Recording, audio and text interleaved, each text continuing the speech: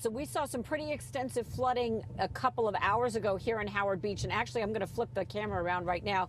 You've still got cars that are trying to get around here and deciding, nope, this is not for me. I don't want to put my car in here and I don't want to be in danger. We've actually been watching cars go through here this morning. So we're pretty confident that we can get through this particular section to get you on down the road.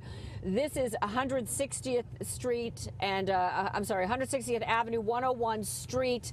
This is the product of what we're seeing with all of this coastal flooding that meteorologist Byron Miranda has been warning us about all morning long. 2 to 3 inches of rain next to these or in conjunction with these low-lying areas is what produces street flooding just like this. And we've seen it in several places along Queens. Also, the warnings are up throughout the tri-state area, New Jersey, Queens, Brooklyn, Long Island, Westchester, Manhattan, all facing flooding issues this morning, and it's impacting people getting to work. Listen to one guy who was just getting off his overnight job and trying to get home this morning in Broad Channel.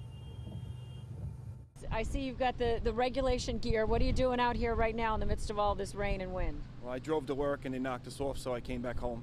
So the only way to get back to my house is, putting on the regulation gear. You got to think ahead, plan ahead, move your cars, maybe get off the block a little earlier if you have to go to work to not get stuck. It's a hassle, but everybody lets everybody know it's a hurricane or a nor'easter coming, there's a high tide. So very rarely you don't know. It's still an inconvenience. Let me give you some video from Broad Channel as well. That area got completely flooded out. We were there as a guy from a local contractor came through and was measuring the depth of the water 2 feet deep in some places. It was coming up to his thigh. He warned us not to go in with our truck. We heeded that warning. I want to bring you back out here live in Howard Beach. Just watched a couple of people go by in their bare feet. They had their shoes off to try and save their shoes as they're commuting to work. You can see this woman just on the left of your screen there. The sidewalk is flooded in addition to the street being flooded here this morning.